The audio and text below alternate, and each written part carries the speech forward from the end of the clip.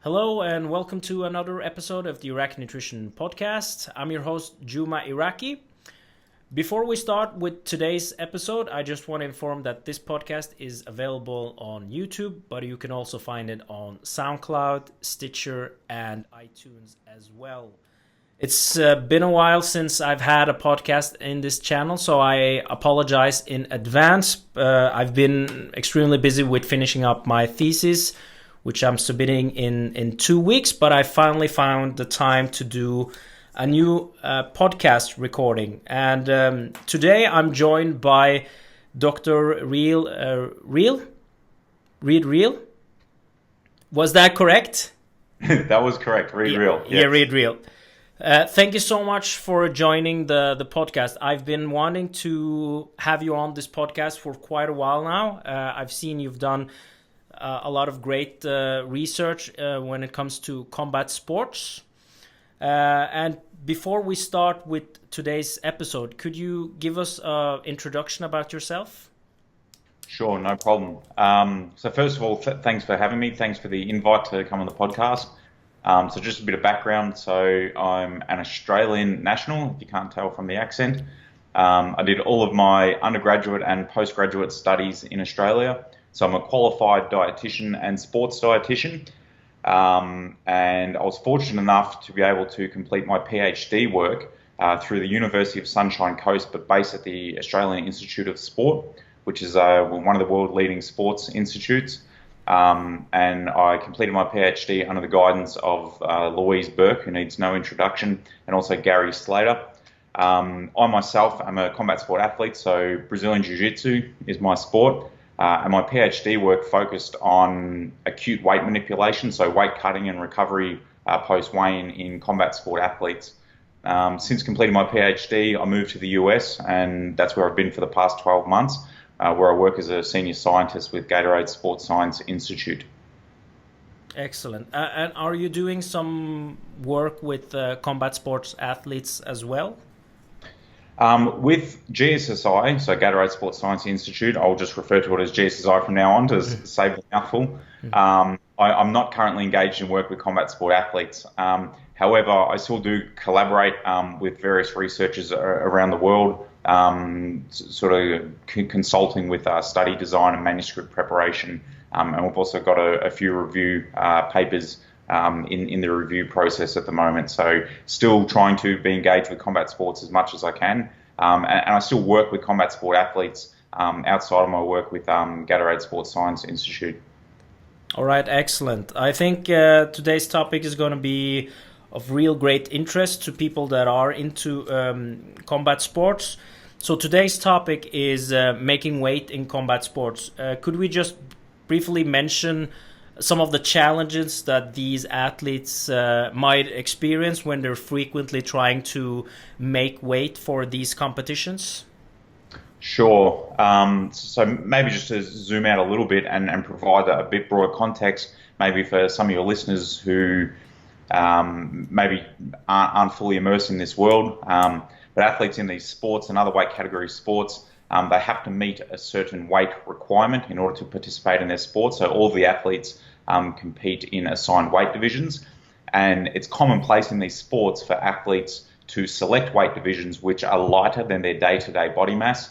So for an example, in judo, there's a weight category at 90 kilograms, and it's not uncommon for many of these athletes that compete in the 90 kilogram weight division to walk around at 95 kilograms or even closer to 100 kilograms. And the idea of athletes trying to reduce their body mass in order to meet weight divisions which are lighter than their day-to-day body mass is to gain a size or strength advantage over an opponent.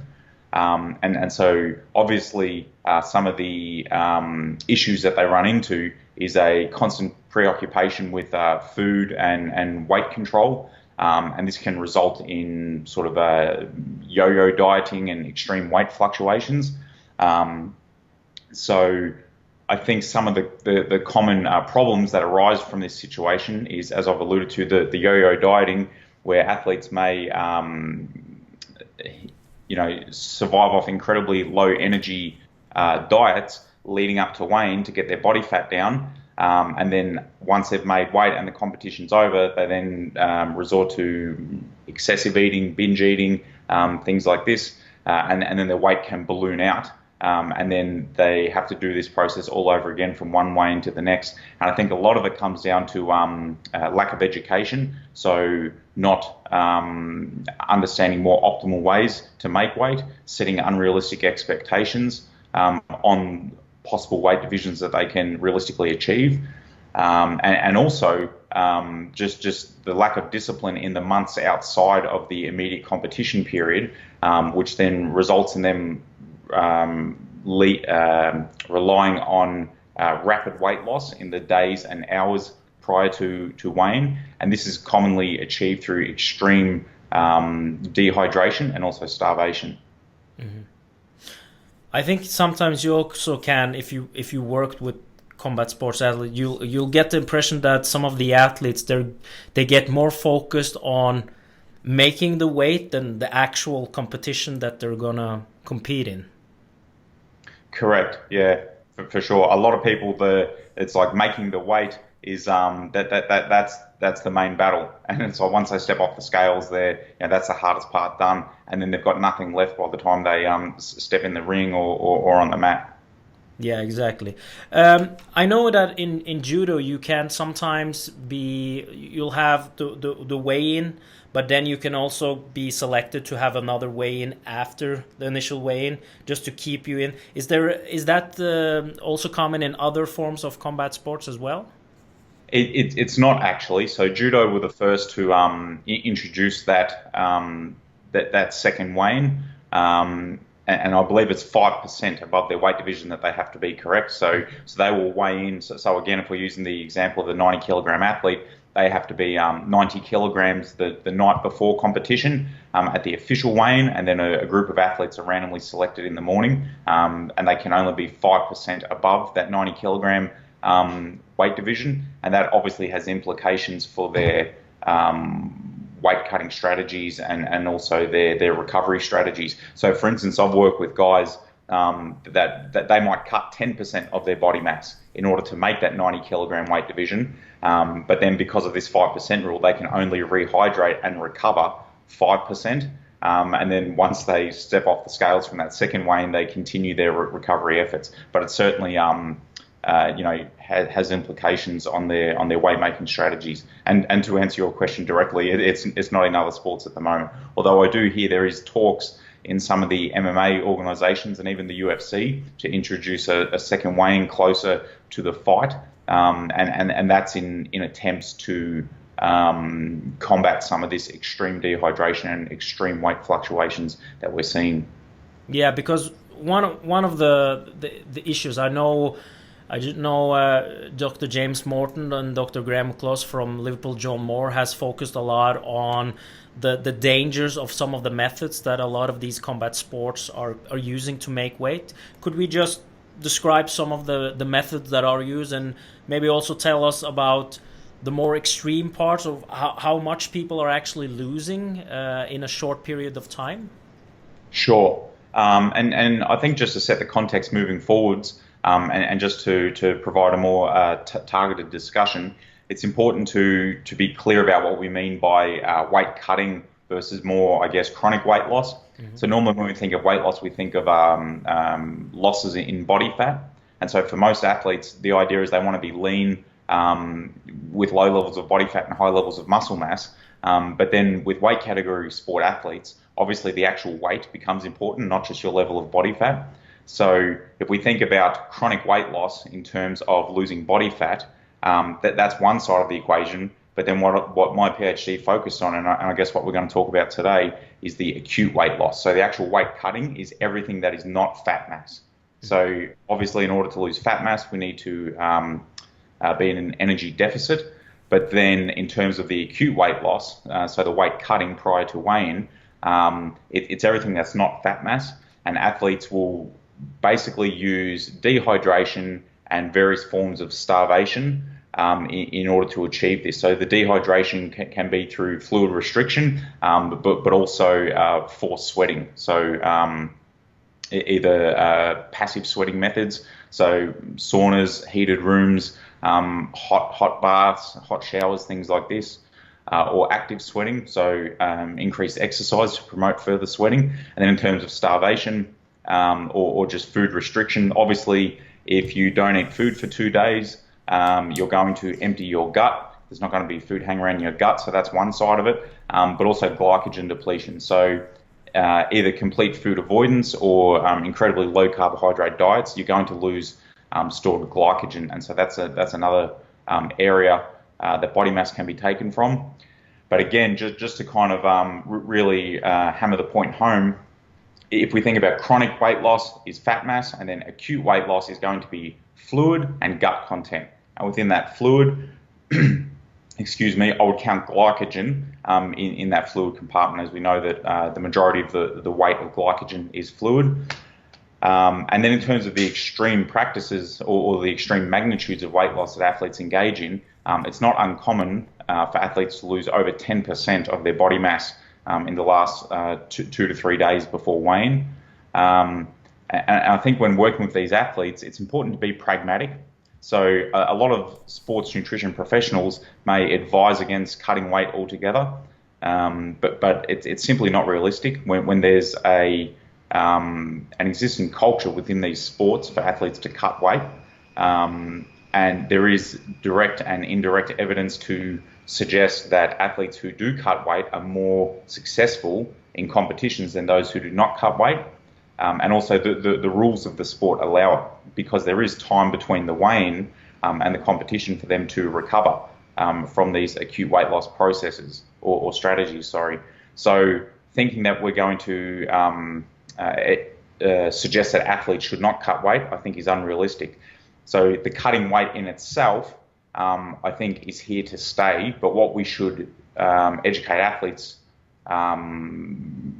in these sports to do is to avoid the extreme weight fluctuations. And so, as I said, it's not uncommon for athletes to reduce their body mass by 10% or more in the last few days. And I think that's when you're getting into the danger area. So we published a review article in which we put forth evidence and showed how you can reduce your body mass by 10% in the last, say, week but before a competition in a way that's not going to lead to dire health consequences. But I would not be comfortable with recommending athletes losing more than 10% of their body mass in that last week. I think 10% for athletes engaged in a sport with a 24-hour weigh-in is the uppermost limit that I would aim for. Okay, interesting. That was actually my follow-up question. If there were like some guidelines for how much, like what should be the maximum weight you cut during the week. So 10% seems to be like the upper range, you're saying? Yeah, I would say, I mean, we can talk more about this, but 10% via a combination of acute weight loss methods. So it's certainly not 10% dehydration. 10% dehydration in isolation is crazy, but a combination of gut content manipulation, glycogen depletion, and then dehydration on top of that. I think 10% for a 24-hour weigh-in. For athletes who weigh in the morning of a competition, we reduce that to 5%. And that's simply because you don't have the recovery time available to refuel and rehydrate. Certainly athletes do more than this, but again, taking like an evidence-based approach to this and having athlete health in mind, but also being pragmatic, recognizing the fact that they're going to do this anyway, and we want to help them improve their competitive success while managing any health risks. 10% for a day before and 5% for a day of weigh-in. Okay, excellent. Now, I know one of the strategies is to do water loading and then manipulate water. Could you tell us about the mechanistic on how that can work with reducing the amount of water you have in your body, and maybe also talk about some of the research you've done in that area? Sure. So just to provide context to water loading for those who might not be fully aware of it. So water loading is a process which appears to be popular in bodybuilding circles also powerlifting, weightlifting circles, and certainly combat sport circles, and in particular MMA athletes. I think there was some research to say that over 70% of MMA athletes in the UK engage in water loading. And so how water loading is implemented is athletes drink large volumes of fluid for several days in a row. So to give you an example, an athlete might drink 10 litres of fluid for 3 days in a row. And the whole idea is that that's going to regulate processes responsible for urine production, which of course we know is true. If you drink 10 litres of water, you're going to be going to the toilet very often. And so you upregulate this urine production, and then you cut out the fluid altogether, or you reduce the fluid. So you might go 10 litres per day for 3 days, followed by 2 litres on day 4 and then 0 on day 5, or you might just completely cut it, 10 per day down to 0. And the idea is that you've upregulated this urine production, and it stays upregulated for a period of time following the fluid restriction. And so the idea is that you would then lose more fluid during that fluid restriction than if you simply consumed your habitual fluid intake for 3 days and then reduced fluid. And in terms of the research that we've done, so as part of my PhD at the Institute of Sport in Australia, it was kind of the crowning achievement, the final study of my PhD. We conducted a trial which looked at water loading. So we recruited 22 combat sport athletes, and we brought them to the AIS, and we had them complete a training camp. And in this training camp, we monitored everything. So we had diets, standardized diets provided to the athletes, which were based on their body mass. And the diets were matched for protein, carbohydrate, fiber, fat, and energy, which again was relative to their body mass. And we had the diets or all the food weighed out by dietitians and provided to the athletes. So everyone ate the exact same thing, but we divided them into 2 groups. We had one group as a water loading group who consumed 100 mil per kilogram. So for a 100 kilogram athlete, that was 10 litres per day. So again, I'll just use a 100 kilogram athlete for the ease of describing this study.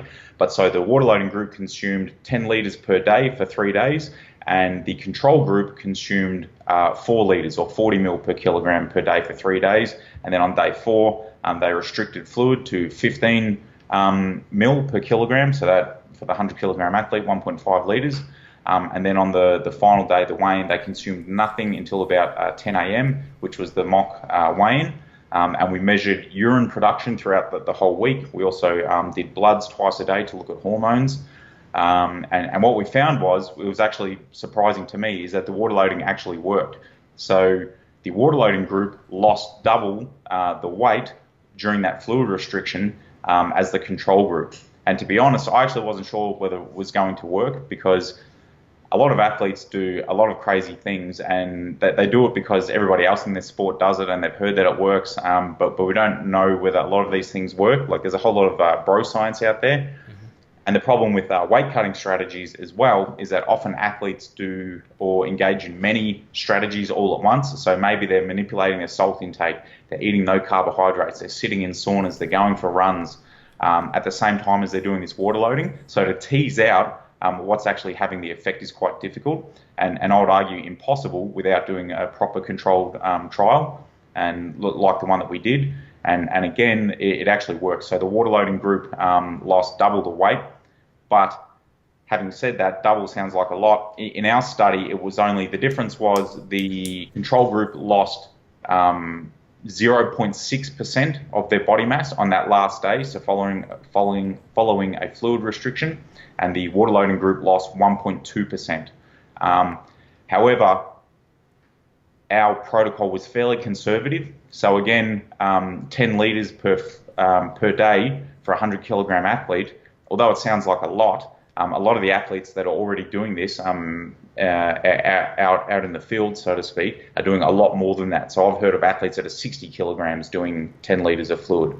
And our fluid restriction was quite mild as well. So we didn't completely restrict fluid. We just backed off the fluid to 1.5 litres for that last day, and then nothing until 10 a.m. on the final day before the weigh-in. Again, many athletes go a lot more extreme than this, where maybe they'll go 36 hours with no fluid altogether.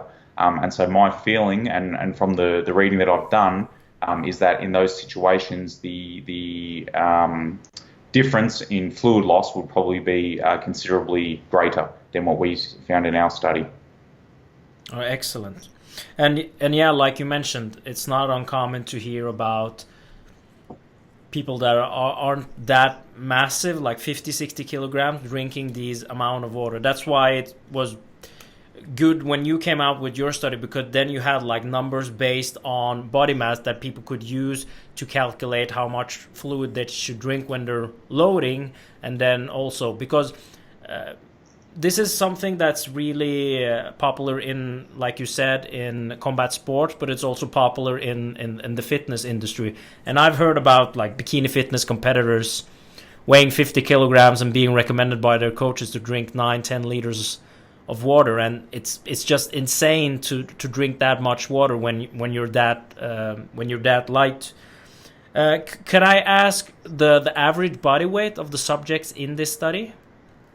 I would have to pull up the study to be 100% accurate, but I believe it was 75, 77 kilograms, something like that. Okay. But we did have a range. I think the heaviest guy was about 90 kilograms or 93 kilograms, and the lightest guy was, I believe, 65 kilograms. So it was over the whole range there. And I should just note that there was individual differences. We didn't report this much in the manuscript because it started to become sort of too messy to describe, and obviously you've got word counts and things to adhere to, but it certainly seemed to work better for some athletes than others. So I don't think it's a one-size-fits-all approach. I think some athletes, and anecdotally this seems to be the case as well, I think some athletes it would work very good for, and other athletes not so much. And I would also just like to communicate to your listeners that for me, using water loading as a way to acutely manipulate body mass is more of a I don't know if last resort is the right term, but it's certainly not a first resort.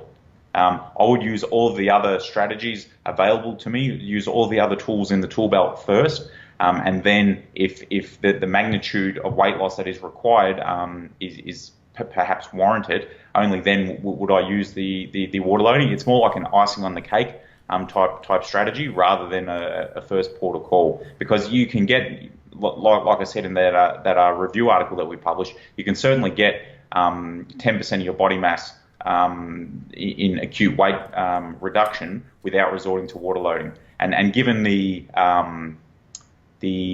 burden of drinking all that fluid and being awake all night running to the toilet, I think there's better ways to do it. Mm-hmm. Yeah, I would agree on that. And also, when we're talking about this, do you feel that a lot of these combat sports athletes should be maybe closer to their match weight when they're not in competition mode, or do you think that would be maybe detrimental to their performance when they're training? Yeah, it's hard. It's always individualized, and it depends on the sport. So we've conducted a series of studies. So one which looked at boxers and one which looked at judo athletes, and we're looking at the acute weight gain post weigh-in and competition success. And others have done this work looking at taekwondo athletes and also wrestlers. And just recently there was a study which did the same, which looked at MMA athletes and looked at acute weight gain post weigh-in and competition success. And I'm answering your question. I'm just going a roundabout way to get there. But and so we have to consider the impacts of these acute weight fluctuations on performance. And what the research tells us is that athletes who are heavier than their weight division at the time of competing likely are more successful. So I think if you're telling athletes that they should walk around at the weight that they compete at, I think you're doing them a disservice to their performance. Now, it's about managing the magnitude of weight fluctuation. So it's not the more the better, because obviously it's quite difficult to get that weight off. But I certainly think for athletes that have a 24-hour weigh-in, I would recommend that they sit 5 to 10% above their body mass. So I don't think everyone should do 10% of their body mass. But I think, if you're 91 kilograms and competing in the 90 kilogram division for judo, you can probably put on a couple of kilograms of muscle to help optimize your performance and then acutely shift that body mass before weighing. And then with other sports, it's different. So what we found was in boxing, in amateur boxing, Olympic boxing, there seemed to be no effect of weighing more than your opponent at the time of competition.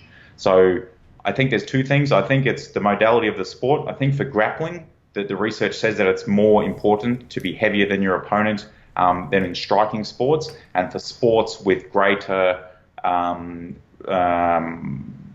periods between the weigh-in and competition, it's more important as well. And simply because there's the time available to do it.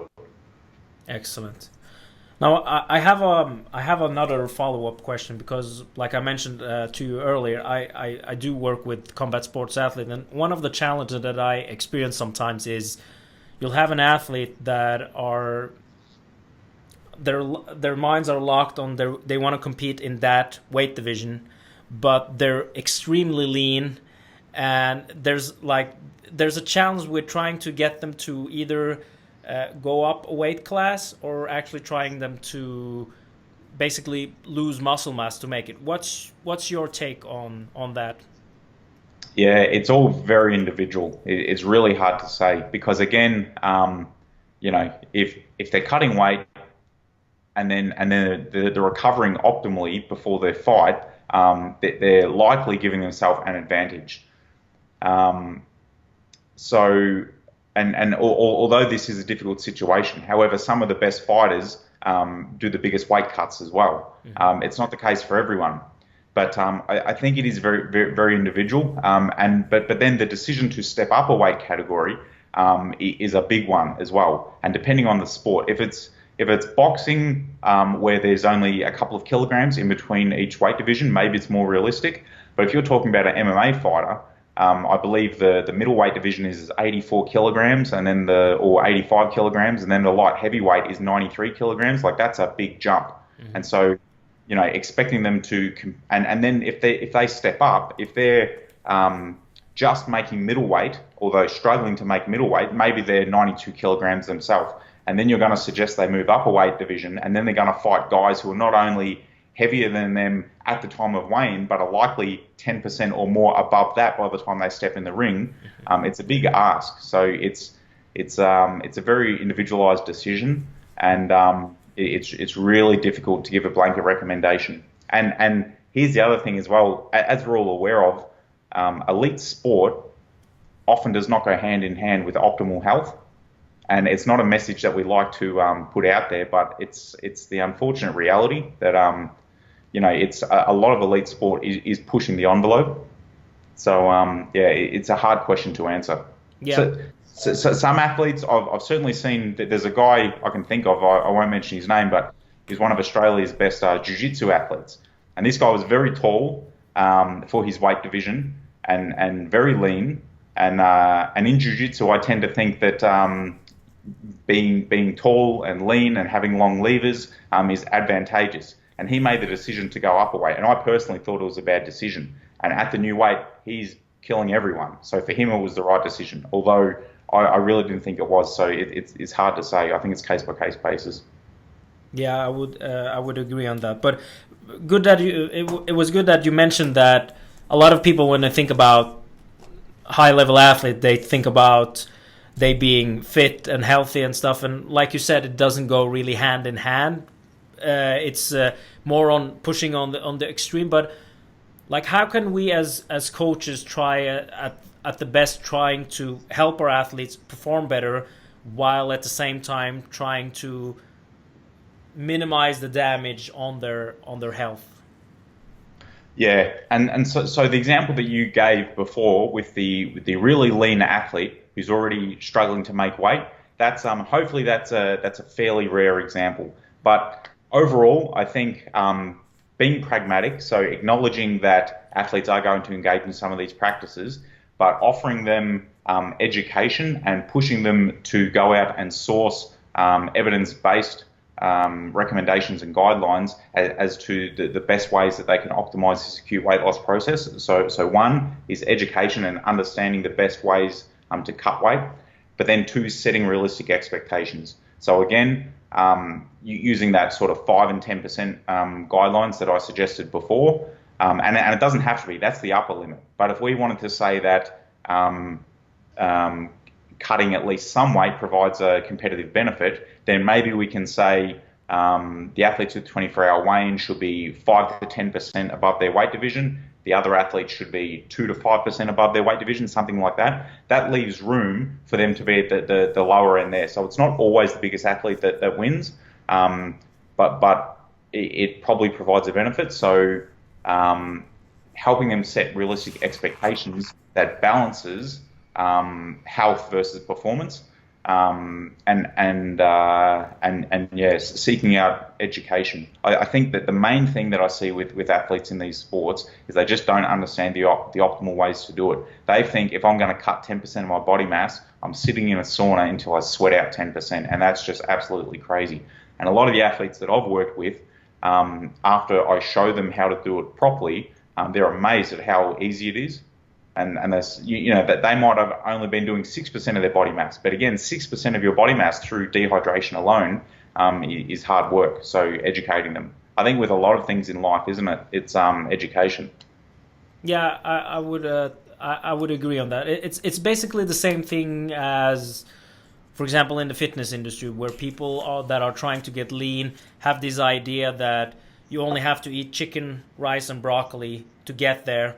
But they're not understanding the concept of, as long as you're in an energy deficit and you sustain that for a period of time, you will lose body fat by doing that. So I've had the same feedback from clients saying that I wish I knew this years ago, that I wouldn't have to suffer through eating only four different foods to get lean. So I think that's a great point, that focusing more on educating that, and maybe also explaining that doing this, like not going to the deep mechanistic stuff and how things are working, but trying to maybe explain to them that by doing this is what's actually happening in your body, and that's why it's working. Trying to simplify it.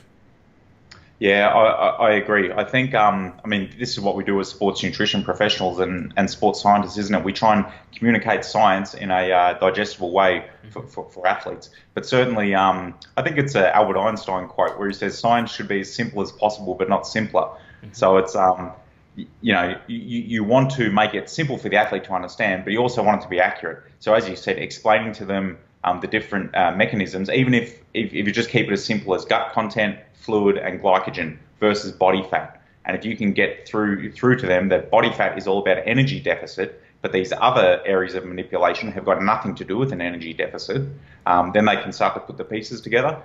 Because there's nothing worse than when I see an athlete, it's 2 days before weigh-in, and they think it's all about calories. So what they're doing is starving themselves, and what they're actually doing is they're doing the wrong thing. Not only is it not having an effect, it's having the opposite effect. So I see athletes that they're used to eating, like you said, the chicken and broccoli, but they're eating 3 kilograms of broccoli the day before weigh-in. It might only be 500 calories or 1,000 calories or whatever it is, but that's a whole lot of food weight that's sitting in their stomach. Mm-hmm. Whereas what they could be doing, and I've certainly seen, you mentioned judo, some of the judo athletes taught me this years ago, but you could be eating chocolate the day before weigh-in. So that's high energy, very low weight, doesn't sit heavy in the stomach, and it's counterintuitive to what a lot of people would think, because they think, I don't want to eat high-calorie foods, but it's actually the opposite. The day before weigh-in, you want to be eating incredibly energy-dense foods that don't weigh very much, because it's not about losing body fat at that stage. It's about reducing your gut content and the fluid in your body. So, yeah, again, education and explaining it to athletes. Yeah, and I've actually had a couple of athletes when I've told them this, that we're cutting down on the fiber a couple of days before the competition and stuff, and they're like, isn't that unhealthy that you tell me to skip the veggies and just use high dense foods? And I'm like you can be healthy the rest of the year, but like during the last week, let's try and just stick to this. And then I try to explain to them that if you eat a lot of volume, it'll sit and it will show on the scale when you step on it. But yeah, a lot of people question that strategy because they're like, that doesn't sound healthy at all to eat that way. But we're like we're just doing it for a short period of time anyway. So Yeah, and again, it's I mean, you sort of got to this there, but it's on the back of a healthy diet, right? If 95% of the time you're doing everything right, our bodies are amazing things, and our bodies know how to store nutrients for when we need them. So 3 days of low fiber isn't going to hurt you. yeah, exactly. All right, Reid. So to summarize this podcast, could you give us a take-home message that you want the listeners to have gained from this this short podcast? Yeah, I think probably the take-home message that I like to deliver to sports nutrition professionals working with these athletes, it's kind of, there's one message to the athletes and one message to the professionals. To the athletes, it's educate yourself, and to the people working with the athletes, it's be pragmatic. I've seen so many dietitians that just say, don't cut weight, it's unhealthy, you should never dehydrate yourself. It's all about eating your 5 vegetables a day and blah, blah, blah, and all this stuff. And the athletes just tune out. So I think be pragmatic is the take-home message when working with these athletes. Be pragmatic. Excellent. I think that's a great point, because it's I can find similarities to that with supplements, for example. Like you'll have a group of people, like you'll have sports scientists or sports nutritionists say you should never use supplements, and then you maybe have the more educated nutrition that will say that there's actually some supplements that can work and we can strategically use them as long as we take some precaution when we're trying to bring in the supplements. Like we'll check if they're analyzed and if there's not contamination there. Because I also experienced that with a lot of athletes, that if you're trying to give them like these basic nutrition recommendations and just say, don't focus on supplements, just eat vegetables 5 times a day, they'll just lose the interest in actually doing anything with their nutrition. Mm-hmm. Yeah, it's all about buy-in, isn't it? You have to pick your battles when working with these athletes. Some things are worth discouraging or encouraging and harping on about, and other things aren't. And supplements are a great one because, again, like if an athlete wants to take a supplement and it's not hurting them, maybe it's not worth having the argument over. Maybe have that argument down the track rather than go to war over whether he wants to take BCAAs or glutamine, and just keep them interested and keep them engaged rather than turn them off. Yeah, exactly. I've just noticed that when trying to do arguments with athletes, sell them the benefits of doing this for your health at this stage. They're more interested in basically what can I do now to help me perform better. Is that your experience as well? Yeah, of course, and showing them that you're on their side. My number one thing is to help you improve your performance, and then everything else comes second. But part of the performance, so I mean, we're talking about combat sport athletes here and extreme weight cutting. Part of optimizing your performance is you not killing yourself trying to make weight. So I'm going to help you make weight. I'm going to stop you from killing yourself, and then as we form a relationship, I'm going to slowly add in the other things that I want. But the first, you have to show the athletes that you're on their side, and their performance, which is the thing that they're most interested in, is your biggest priority as well. Yeah, I totally agree. All right, Reid, thank you so much for taking the time to this podcast. It was a real pleasure to have you on. Where can people find more information about you? Yeah, I'm not super active on social media and the likes. I've got a Facebook page which is Combat Sports Nutrition, so maybe like that. My posting is quite sporadic. Sometimes I'll put up something every day for a week, and then sometimes I won't use it for a few weeks. I have an Instagram and Twitter account, and I use neither of them, so you can find me on there, but I won't be posting anything. But ResearchGate, if your listeners are on ResearchGate, which is like the Facebook for nerds for academics. I've got all my articles and contributions on there. You can do a Google Scholar search and find my publications as well. Excellent. All right, Reid, thank you again so much for your time. I'm soon off to bed. You're probably gonna enjoy some. Is it nice weather in Florida today? It is. It's not raining, so that's nice. It's very hot outside. I think we'll go for a walk and get some dinner now. Yeah. Sounds like a good plan. All right, Reid, thank you so much for your time and enjoy your evening. No problem. Thank you very much. Thanks for the invite and for having me on. My pleasure. Bye-bye. See you.